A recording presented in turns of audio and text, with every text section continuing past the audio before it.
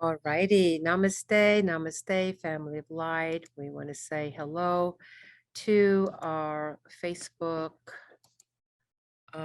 family, um, which, by the way, goes all around the world, or a large portion of the world, I should say.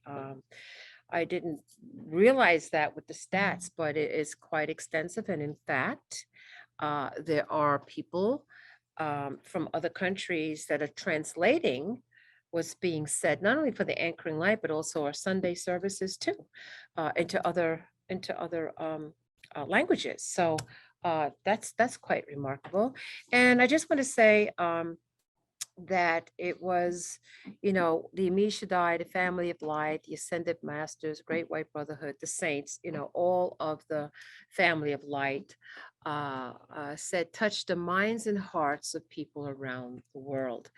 And so why do we gather? Why does somebody take the interest of going on a Zoom call or listening or seeking and searching? Because there is that part of us that is beyond, and we sense it, the limitation of a earthly world.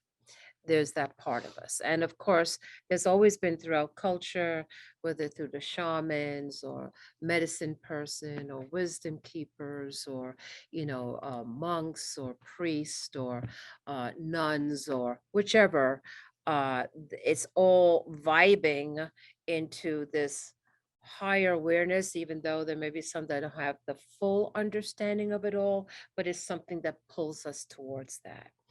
And so I want to talk a little bit about our own inner empowerment. And this is really an important topic, especially for the times we are in.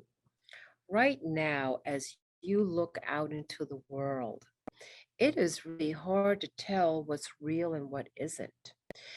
Even now, when they have hackers, for example, there's no protecting your email anymore because it's just something, once there's like I guess the technology that keeps it safe, then there's a new technology that learns something to override that. And so this cat and mouse type of thing. And so as a result of that, fake, not fake, and all of this. So it is extremely confusion out there. And I would just want to say that the Divine Mother from 2010 had talked about these times.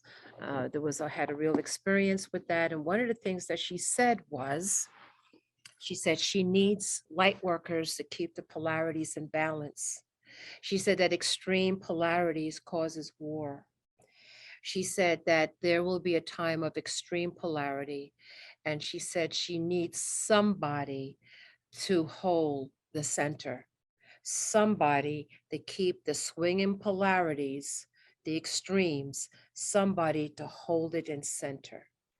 And ever since that divine guidance have come in, that is something that I myself practice in my own life, but also I do talk about it to others too. And it teaches us to become the neutral observer. The neutral observer helps to keep you balanced, that you are not triggered emotionally, which for humans, and this was another insight that I was given many, many years ago, where I saw it was like a tube, something like this. It was like what do you call it? Translucent kind of tube. And the tube, this is a good example I could use. I could just use my little chakra wand here. What I saw, the vision I saw was that this tube was going like this. And in the dream experience, it was like you sensed that it wanted to be stabilized, but it could not be stabilized. Something was continually causing it to go imbalance. If it was stabilized, the idea was that it could create this perfect balanced triangle. It could anchor in a higher light that would have stabilized this.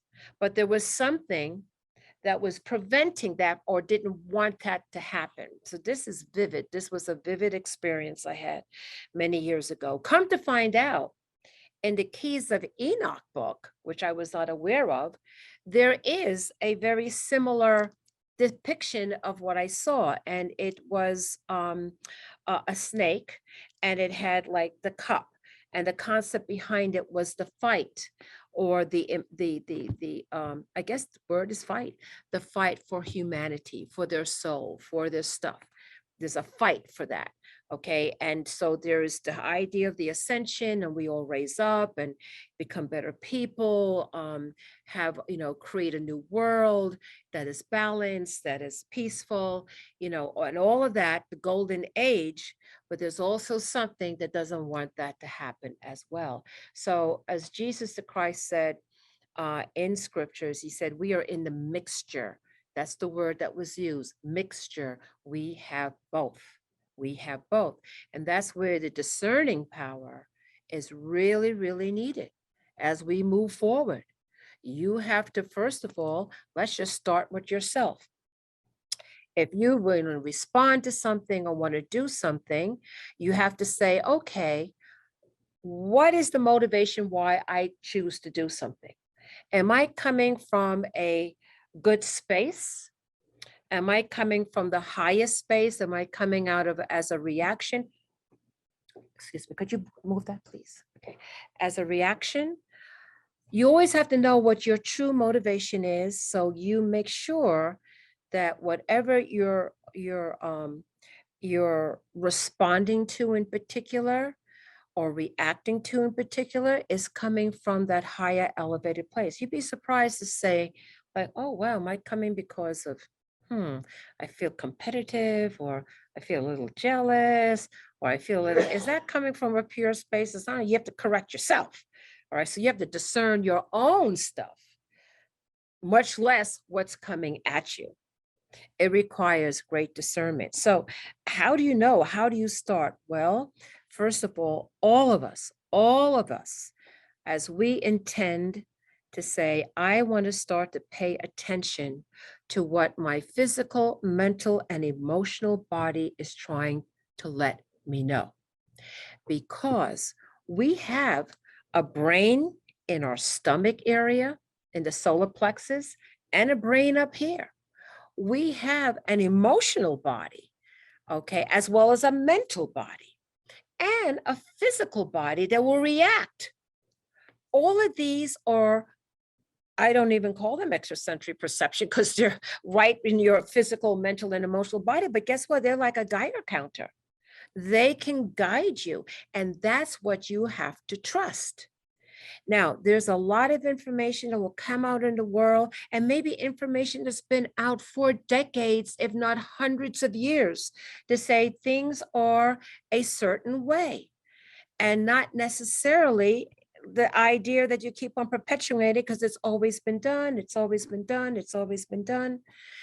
But does it mean that it's necessarily correct? You figure like this. If there has been agendas that have been manipulating in today's day and age, could there not be the possibility of manipulation in the past? So you just can't take anything for granted. You can't take anything for granted. You have to now, it's like having radar that's 360 degrees. You have to now look into everything a little bit deeper. You have to pull back and see where's the motivation of this coming in, to see the bigger picture of everything. All right. And then trust, particularly when you say, I want to know the truth. And sometimes you have to say, I'm not ready to make a decision yet. Let me sleep on this. Let me think about it. Let me tap into my own guidance. Nobody says you have to make an instant decision. In fact, making or a gut decision, yeah. Like, my gut tells me no, then no. My gut tells me yes, then yes. But if like kind of gray area, wait a minute, let me think this through. Let me sense this through. It's really, really important because, I really do feel that we are in the days of Noah. And this is where there's a lot of information, a lot of misinformation, a lot of miscreations, a lot of everything where the truth is going to bubble up, including those things that have been hidden for so long. Hidden. Are there secrets in the world? Yes, there is. And sometimes you only go on a road based on the information you have. If you have new information or new enlightenment, don't you adjust that road? If you wait a minute, this road, I've been on this road for a long time. I don't think this is the road. What about family lineage? This is how it's done. This is how it's been always been done. And this is how we do it. And somebody, the black sheep of the family or whoever says, wait a minute, let's go back and find the history. Where did this come from? Why are we doing this? And sometimes you would be shocked as to what the real motivation of that dynamic is. And so we are now, and I said this is something, we are now in the generation of our eyes wide open. We are walking around, if you're hearing these words, you are walking around now with your eyes wide open, because the awakening has been happening. The awakening is here and it's continuing. We have now resources where we could trust our intuition, do our research, go back there, do Google, go into the Gnostic Gospels, go wherever you need to go into that, go into meditation, go. You could say, I want to know the truth. And guess what? You will get the truth. And it will guide you during these times, that you will be able to make the best decision for yourself, your loved ones, and for all humanity. I don't care who or what it is, and you don't feel right about it, you'd never ignore it. In fact, you have to start to get your spiritual tools, your spiritual abilities, like how you would go to the gym and get that muscle going. You need to get your spiritual muscles going. You really need to do it. You need to practice. You need to practice what you say. Okay, you need to really now become centered within yourself as a radiant light. You could get opinions from other people, and other people have little pieces of information that you integrate on your own, but it is your own journey and it is your own discernment, because we are a collective, but we also have our individual paths, because we have our individual puzzle pieces.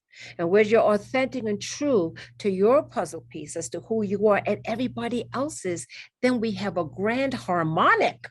And we can raise the frequency of this planet, which is what we've come here to do, and bring light to darkness and awaken to a new level as to the truth of who we are, and what we're capable of doing. So I'm going to say, trust that inner process, develop that inner process. Everybody has it. There's no special, someone has it, somebody don't. Everybody has it in their unique way. Seek, knock on the door, and the door will be opened. Absolutely 100%. So with that, I'm going to say namaste to our family of light on Facebook Live. Whenever you may see this, please know you are invited to participate in the Anchoring Light Transmission Meditation. Simply look on our Facebook page. You'll find it with Baba Sharon. That is me, my spiritual name. And once you register on Zoom, it is free to the public. Whoever resonates, you are free to participate. So with that, I'm going to say goodbye to our family of light on Facebook Live. Namaste.